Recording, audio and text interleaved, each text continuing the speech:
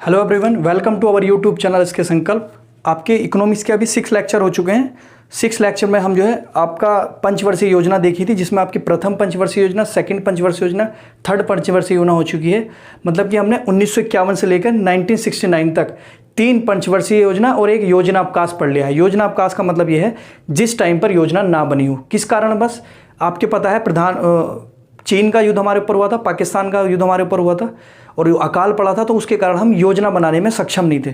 तो हमने 2-3 साल जो है एक साल करके काम खींचा, काम आगे बढ़ाया। तो इस वजह से क्या है, हमारा जो है 3 पंचवर्षीय योजना 51 से 56, 51 से 55, 56 से 61 और 61 से 66 और 66 से 69 तक हमने जो है एक साल की योजना अवकाश बनाई। तो योजना अवकाश में 1969 में एक बात अभी रह रही थी आपकी।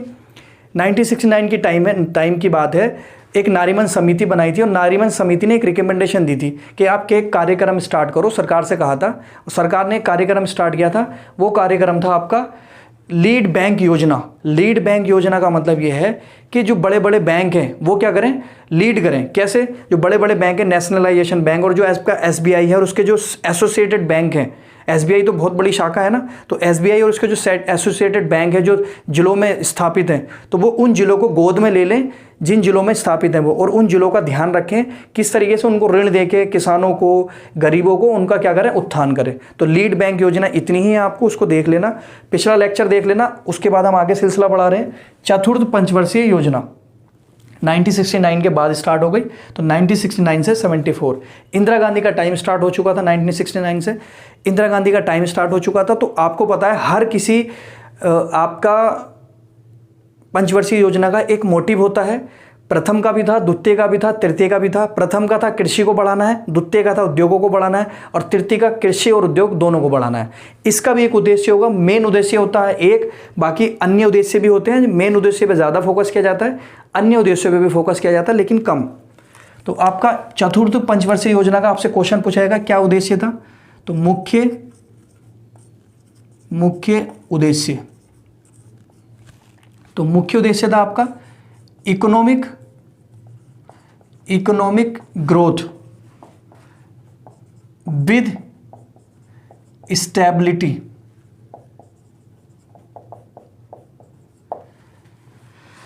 And self independent. इसका मतलब यह है कि हमारे देश में जो अर्थव्यवस्था है उसकी जो ग्रोथ हो रही है वो उसकी स्टेबल करना है उसको, और साथ में क्या है, हमारे देश को सेल्फ इंडिपेंडेंट बनाना है। मतलब कि अभी तक जो इकोनॉमिक ग्रोथ होती थी वो एक बार हो जाती थी, कई बार फिर पीछे हो जाती है। जैसे कई बार क्या हो गई, 7% की ग्रोथ हो गई, एग्जाम्पल ले रहा हूँ, और अगली बार क्या हो गई, वो 1% पे आकर रुक गई, फिर अगली बार 10% हुई, फिर अगली बार वो आधी % पे आकर रुक गई। तो इकोनॉमिक ग्रोथ जो है विद स्टेबिलिटी नहीं थी। स्टेबिलिटी में क्या था, फ्लक्चुएशन था बहुत ज़्यादा।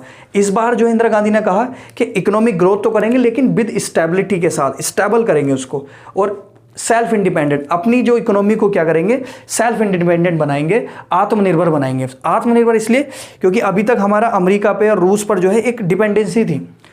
इंदिरा गांधी को ये चीज़ पसंद नहीं थी किसी के सामने झुकना, तो वो डिपेंडेंसी खत्म करना चाहती थी। इसलिए क्या करा उन्होंने, सेल्फ इंडिपेंडेंट पर ध्यान दिया, आत्मनिर्भर पर ध्यान दिया। उन्हें झुकना पसंद नहीं था, सिर्फ इसलिए। अगले इसके साथ और भी उद्देश्य थे, जैसे अन्य उद्देश्य भी होते हैं, एक मुख्य होता है। तो अन्य उद्देश्य आपके क्या होंगे, अन्य उद्देश्य थे समाज का लक्ष्य निर्धारित किया गया था। समाजवादी समाज मतलब कि समाज में सब क्या होंगे, बराबर होंगे।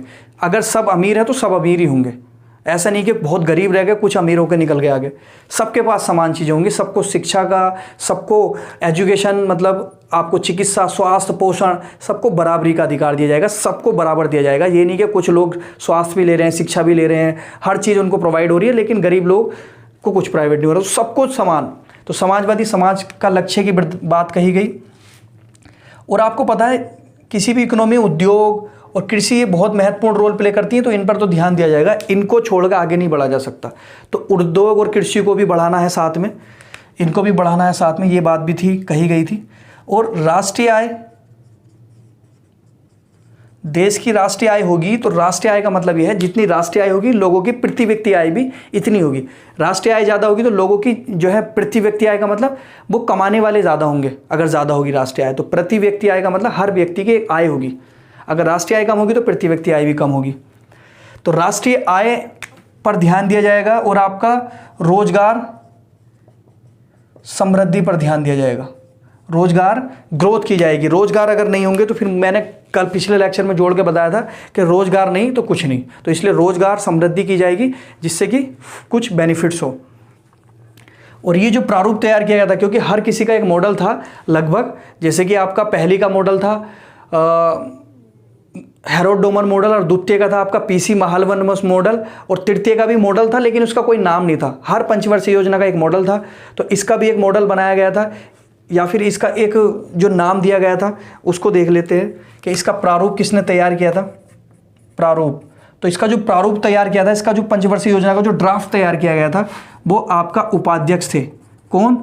योजना आयोग के, क्योंकि आपको पता है योजना आयोग ही तैयार करती थी ड्राफ्ट, तो योजना आयोग के उपाध्यक्ष थे, उन्होंने प्रारूप तैयार किया था, वो थे डी.आर. गाडगिल। क्वेश्चन आया हुआ है कि डी.आर. गाडगिल किस पंचवर्षीय योजना से जुड़े हुए हैं, कैसे भी क्वेश्चन आ जाएगा, ठीक है। तो आपको ध्यान रखना है कि वो चतुर्थ पंचवर्षीय योजना से जुड़े हुए हैं और योजना आयोग के उपाध्यक्ष थे। उन्होंने ही इसका ड्राफ्ट का मतलब इन्होंने इसको बनाया था कि इसको इस तरीके की इकोनॉमी बनाएंगे और ये रखेंगे, ये है ड्राफ्ट का मतलब। और सबसे खास बात इसकी क्या है, इसमें जो है 19 जुलाई 1969 में 14 बैंकों का राष्ट्रीयकरण किया गया था। इंदिरा गांधी ने बहुत सख्त कदम उठाए थे, तो इसलिए जो बैंक प्राइवेट थे उनको क्या कर दिया था, नेशनलाइजेशन कर दिया था, उनको जो है सरकार ने अपने अंडर में ले लिया था। 14 बैंकों को नेशनलाइजेशन कर दिया, सरकार ने अपने अंडर में ले लिया। तो 19 जुलाई 1969 को 14 बैंकों का राष्ट्रीयकरण किया गया। बहुत बड़ी बात थी ये उस टाइम पर। इसी इकोनॉमी के टाइम पर ही पूछा जाएगा किस इकोनॉमी की बात है, तो अगला जो है इसी चतुर्थ पंचवर्षीय योजना के टाइम पर आपका परिवार नियोजन कार्यक्रम स्टार्ट किया गया। परिवार नियोजन कार्यक्रम शुरुआत किया गया। परिवार नियोजन कार्यक्रम के मतलब है जनसंख्या स्थिरीकरण, मतलब कि हम दो हमारे दो वाला कॉन्सेप्ट रखा जाएगा। ये नहीं कि बस पूरी टीम बनाई जा रही है, नहीं, ऐसा नहीं होगा।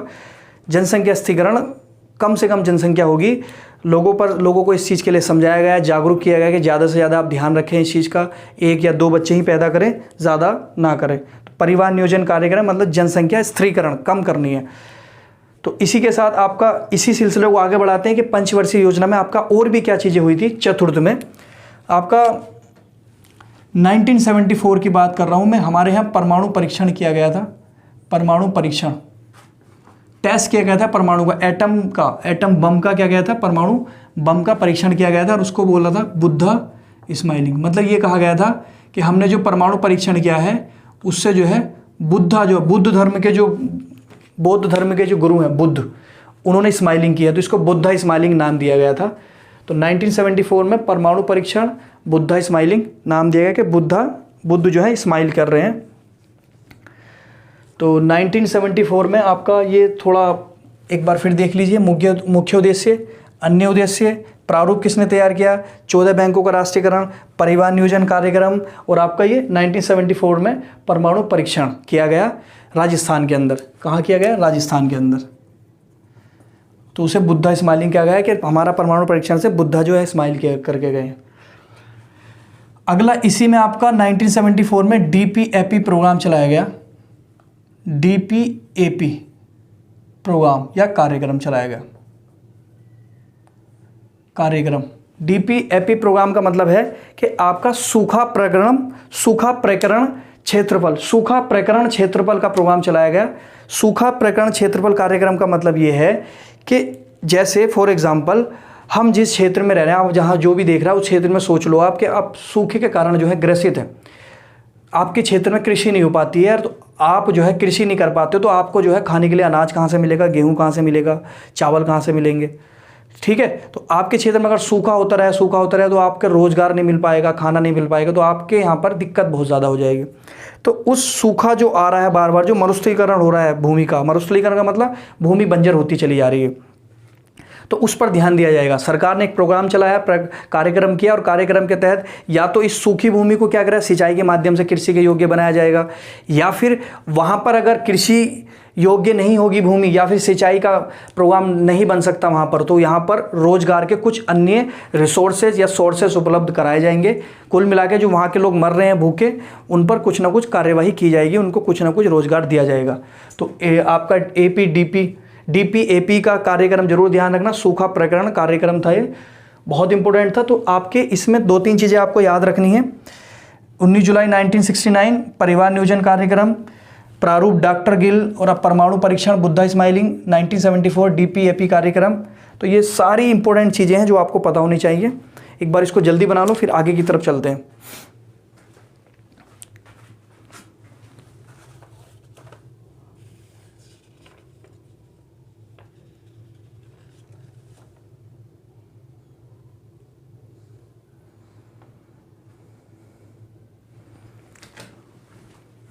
अब जो है हम अगली पंचवर्षीय योजना देखते हैं।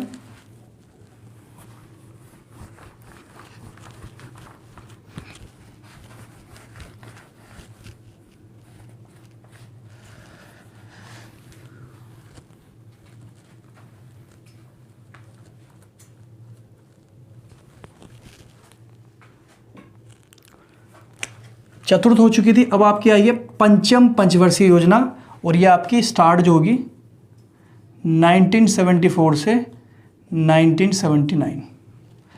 समझ गए? पंचवर्षीय योजना अब अगली आ गई है, पंचम आ चुकी है। तो जैसे कि मैंने आपको बताया, हर किसी का एक मुख्य उद्देश्य होता है, इसका भी एक मुख्य उद्देश्य होगा,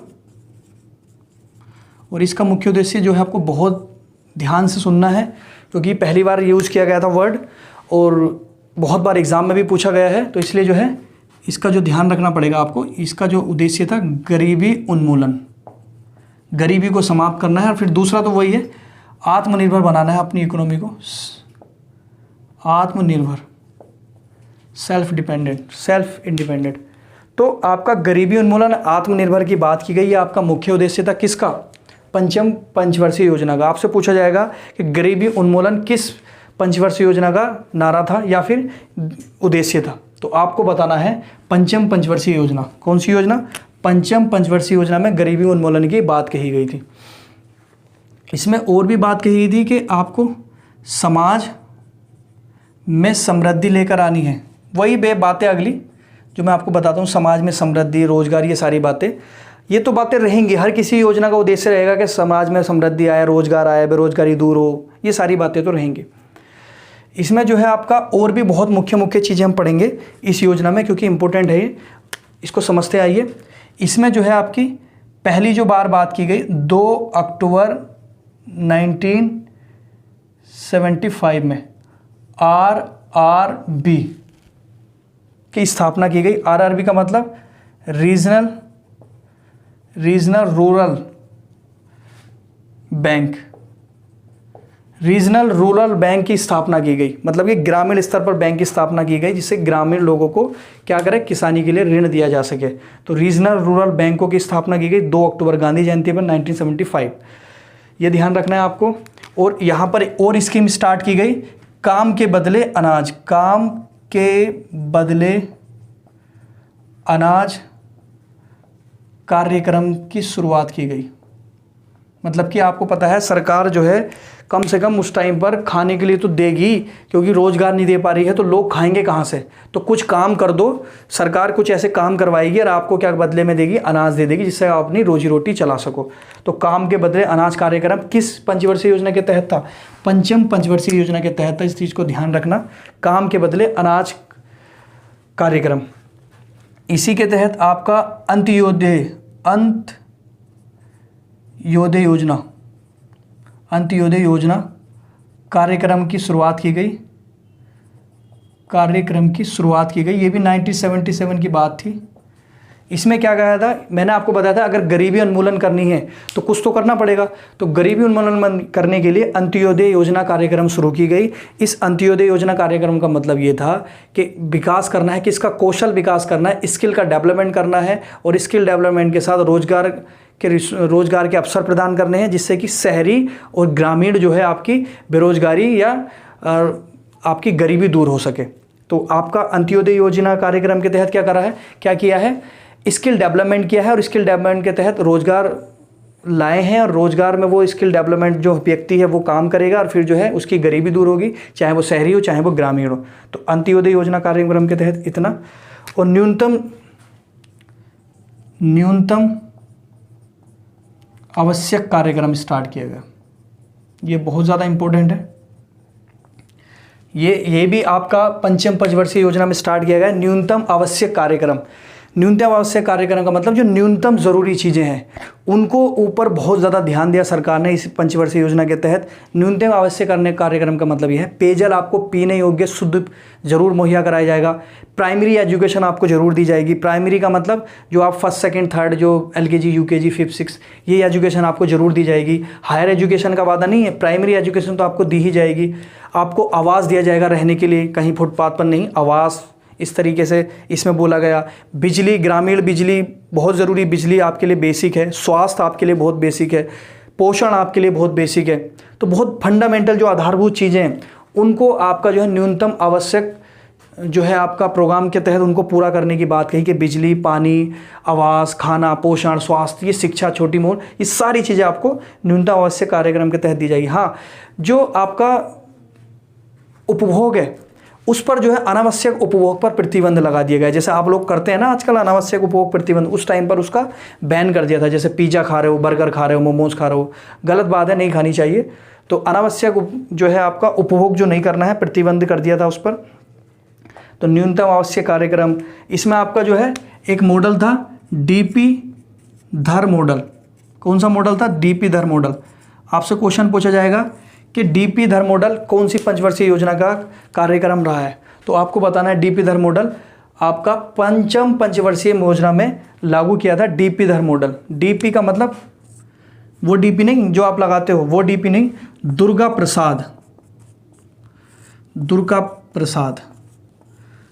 प्रसाद धर मॉडल, ये आपका स्टार्ट किया गया। इसमें ये पॉइंट इतने आपके काफ़ी हैं, इसको आप जल्दी बनाइए।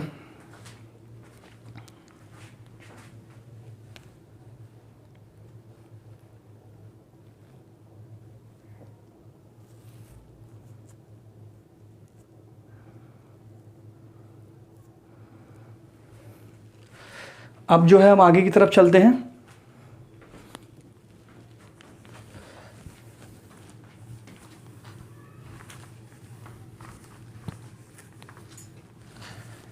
इसको ध्यान से सुनना बेटा, बिल्कुल ध्यान से सुनना है। मैं क्या कह रहा हूँ आपसे, मैं बोल रहा हूँ 1974 से 1979 तक आपकी योजना बनाई गई। ये जितने भी मैंने आपको बताए हैं, जितनी भी चीज़ें बताई इंपॉर्टेंट है कि चीज़, इसमें ये बात बोल दी गई। अब क्या हुआ, 1979 से पहले कौन सा ईयर आता है? 1978। इस 1917 में आकर जो है कांग्रेस की सरकार गिर गई, या कांग्रेस की सरकार खत्म, नई सरकार बनी। और नई सरकार जो बनी 1978 में वो बनी जनता पार्टी सरकार बनी 1979 में। 1974 में 5 वर्ष का प्रोग्राम रखा था, लेकिन 1978 में सरकार चेंज हो गई, बदल गई, और नई सरकार जो है जनता पार्टी सरकार आई, जो जिसके प्रधानमंत्री बने मोरारजी देसाई। तो मोरारजी देसाई ने 1978 में आते ही जो है इस पंचवर्षीय योजना को जो समाप्त कर दिया। लगभग 4 साल पूरे कर चुकी थी, लेकिन चौथे साल में इसको क्या कर दिया? समाप्त कर दिया पंचवर्षीय योजना को। और वो अपनी एक नई योजना लेकर आए। वो एक नई योजना लाए जिसको बोला अनवरत योजना। ये आपकी जो चली ये 1979 से 80, हालांकि इन्होंने 83 तक इसको स्टार्ट करने की कोशिश की थी। अभी बता रहा हूं मैं, अनवरत योजना मतलब रोलिंग प्लानिंग। अभी भी समझ में नहीं आया होगा तो लगातार रूल कर रही है, रूलिंग लगातार, तो आपका लगातार कंटिन्यू योजना, एक तरीके से इसको ऐसे समझ सकते हो। तो आपका ये 78 में सरकार गिरी थी, तभी की बात है ये। तो 1 मार्च या 1 अप्रैल से आपका ये 1980 31 मार्च तक।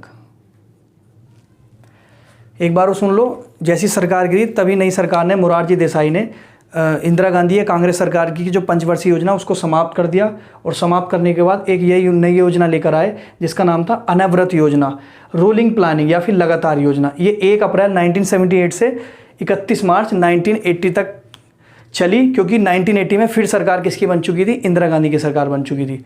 तो ये हालांकि 5 साल के लिए था।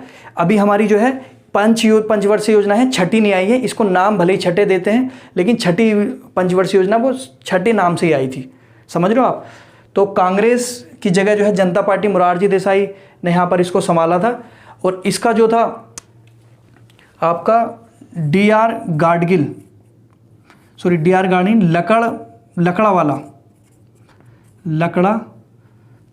लकड़ावाला ने इसको लागू किया था। लकड़ावाला ने इसको लागू किया था। इसमें यही इंपॉर्टेंट चीज़ है बस, लकड़ावाला ने इसको लागू किया था। ठीक है, इसको बनाओ जल्दी।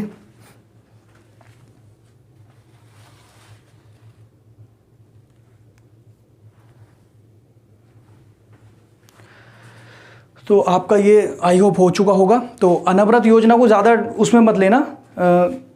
क्या है इसका, बस थोड़ा सा सिंपल है कि इसको बनाया जनता पार्टी के टाइम पे स्टार्ट हुई है, और इसको लागू किसने किया, लकड़ावाला ने। और इसको अगर प्रारूप जो बनाया था मिडल, बस मिडल ने बनाया था, और लागू जो किया था लकड़ावाला एक व्यक्ति थे, उन्होंने इसको क्या किया था, लागू किया था। ठीक है, मुझे लग रहा है आपको अनवरत थोड़ी सी दिक्कत आ रही होगी। तो 1978 में जब सरकार गिर गई थी कांग्रेस की, तो जनता पार्टी की सरकार आई थी मोरारजी देसाई की। मोरारजी देसाई ने अनवरत योजना स्टार्ट की, रोलिंग प्लानिंग स्टार्ट किया, जो 5 साल के लिए था। लेकिन 1980 में इनकी सरकार खुद गिर गई थी, तो वो 80 तक ही चल पाई थी, 1980 तक। इसका जो प्रारूप जो है मिडल ने तैयार किया था, और लागू जो की थी लकड़ावाला ने की थी। ठीक है, लकड़ावाला ने की थी। सबका मतलब यही होगा कि विकास करना है, समृद्धि, रोजगार, बेरोजगारी को दूर करना, सबका मतलब यही होगा, समझ रहे हो ना आप। तो इसमें भी कुछ खास इसकी कोई इंपॉर्टेंस नहीं है। अगली जो इंपॉर्टेंस है वो आएगी आपकी षष्ठम, मतलब कि 6 पंचवर्षीय योजना है, 7th पंचवर्षीय योजना है, 8th पंचवर्षीय योजना है, 9th पंचवर्षीय योजना है, वो आपकी ज़्यादा इंपॉर्टेंट है। ठीक है, तो इसमें मिडल और लकड़ावाला नाम याद रखना, बस बाकी कुछ नहीं है। चलिए अभी इतना ही रखते हैं, अगले लेक्चर में जल्दी लाऊंगा, और उसमें जो है हम आगे की पंचवर्षीय योजना पढ़ते हैं। और प्लीज़ सब्सक्राइब ज़रूर कर दीजिएगा।